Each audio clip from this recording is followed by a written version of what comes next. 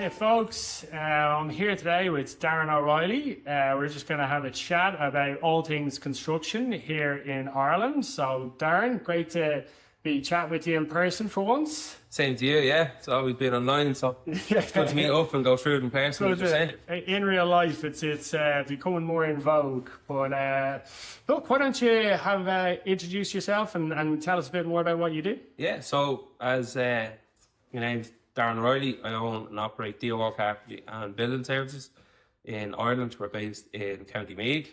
We do attic conversions, renovations, deep retrofit, and new builds. We keep everything in-house, our own office staff, workshop, and we're in the office now. New office. Keeping the office staff happy. They weren't happy with that quarter containers you were in last year. Yeah, not in this heat. No, definitely not. Wouldn't be good. But yeah, that's a little bit myself. And I suppose how did you fall into the attic conversion and the building? From young age, I was always doing building with the uncle, even with my grandfather, with my father. So when I got qualified and went out by myself, and there was a niche there for attic conversions. Nice. So when did you get qualified? What was your route in? Did you do an apprenticeship? Were you with Foss or what was the route? So I don't know. It was with Foss at the time, son is now. So yeah, I qualified in 2014. Went out by myself. Subbing. I was with a very good builder, DOR Building Services. He taught me an awful lot, and he gave me sort of the opportunity to work 2-3 days a week with him and going by myself, which was a massive step. So I'm still keeping contact with there regularly. More annoying than anything else, getting advice off him, but that's how I got in. And our first attic was in our totes, and then we got one in our club. It was about a 2-hour drive. Well, it's the second one in, so we had no choice. Do whatever you need. We done it. We'll hang your washing out for you. We went aboard, and then it just started rolling from there. And then before we knew it, we had the years work ahead of us within 6-7 months, and fantastic. Just constantly just grew legs from there. Yeah, and brilliant. Then the other stuff came in with architects, and just we got a good break. We were customer focused at the start, and it just got a good break. And then social media has definitely been a big aspect. Well, that's what you need. You need to put yourself in a position to get these breaks, and then once you get the breaks, you got to be able to capitalize on them and do it. So fair play. And you mentioned the social media there. You have a fairly big online following on Instagram. So how did you get into that? Obviously my partner Karen, we only started seeing each other at the time. Karen. That's it. She's still stuck with me. But her friend Kira owned a company called Egan Interiors, and at the time, like, they had 8,000 or 9,000 followers, which would have been a big thing in Ireland back then. Yeah, of course. And I used to do a wall panel for her, and just this point on Instagram. And we were in the pub late at night. Karen turned around, set up DOR Carpentry. Where all the best things happen, where all the best business decisions are made. And woke up, hung over, and I says, right, throw a few pictures up, and just got in the hang of it. And then, it's grown to 25 or 26,000 in the last couple of years. It's very good. And it's obviously, there's an appetite for it. People are... Yeah, it's a bit of knowledge. Like, we share a few tips and stuff, and it's a good community, though. Like, I met an awful lot of other builders. Obviously, met yourselves through it as well. It's great for contacts and stuff. So, social media's definitely been a big part. And then we throw much on the job. Like, we throw the start, the end, the middle, what goes wrong, what goes right. So when we go to some house, they watch us on social media. So they also, geez, I know the lads already. I know James, I know Ryan. They know who the lads are without actually even meeting them. So it's a funny little system, but it works really well, and then it's opened opportunities up as well, which is great. And I suppose you were saying you show what goes right, but there's also, in every aspect of life, things that go wrong, I suppose. Yeah, there's no point saying it's building at the end of the day. What are some of the, if you were giving advice to a young lad coming in, like, what are some of the pitfalls you'd advise someone to watch out for and try and avoid?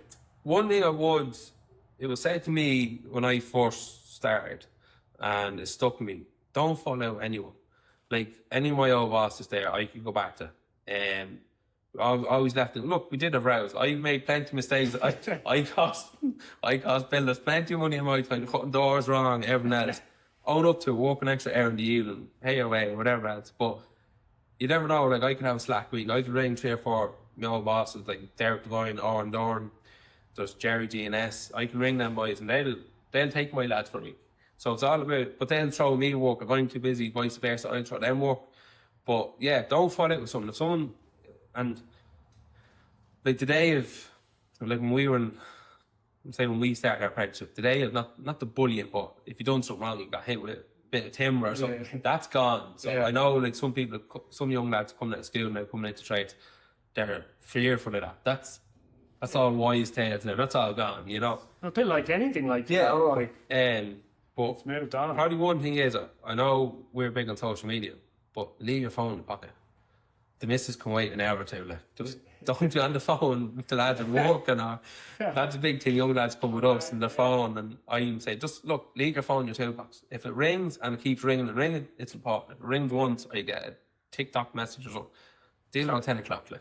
Brilliant advice. Don't burn bridges. Definitely, yeah. Don't burn bridges. It's a long road, and you never know when you're going to need something again. Definitely. And if you're starting out as an apprentice, leave the phone in the car. Leave the phone in the car too. Nice, very good. And I suppose, what would be one of your favourite aspects of the job if you were to pick just one? Probably the handovering the job to the customer. Oh, yeah. When the finished product is, and the extension, the renovation, or even the attic is done, they're happy with the results. They can see where their money's being spent. They can see their new roof. They're looking forward to living in the space. That's sort of, or the demolition is out. He doesn't want me in the machine knocking it out. But yeah, the handover, demolition probably the most fun part of it, but the handover probably the most reward part of it. Yeah, exactly. That's class. And I suppose, looking into the future, I suppose, what are some of the challenges you see in the industry, and in terms of the technology? Are you're obviously on social media, but what other aspects of technology do you see is going to be important for construction? So definitely with construction is labour, and then even back office staff like QSs and stuff, even people to order materials, that type of stuff. There is obviously the labour on site as well, like carpenters and brickies, that type of stuff.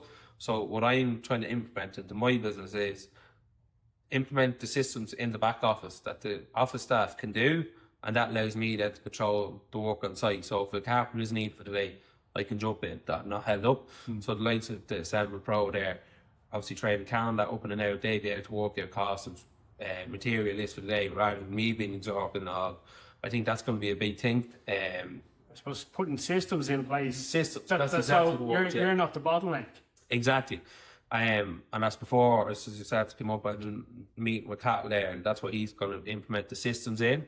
So use like your software, Assemble Pro, implement that into the girls' daily routines of what to be done and how to be done. And we're going to try and link that then with our QS as well, and link that with our suppliers, so everyone's walking off the same page and that free. That's where I think a lot of arguments happen, is when two people are think different things. No one's necessarily set out to do something wrong, but some person thought they were going route A and you think route B. So if you have those systems where communication is and definitely like the thing with me would have been like last year, the year before I started, say open my mind to this. It's like it's my way or no way. Like I know which I don't. I'm a bit guilty of that myself. Exactly. So by implementing these systems is given, and also the office staff, they want a bit more responsibility. They don't want to check everything by Darren.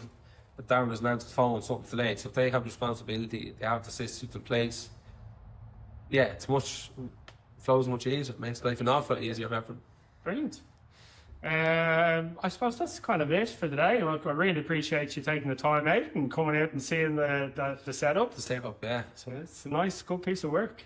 It's not bad. We'll finish it. It's like the builder's house is never finished, but we'll get it. So look, I hope you enjoyed that, fellas. I recommend go check out Darren's Instagram page. I will leave a link below. And let us know what you think. Brilliant. Cheers, Darren. Have fun, boss. Cheers, man. Very good. Sorry, one shoot, one kill. That's the way to do it. Right.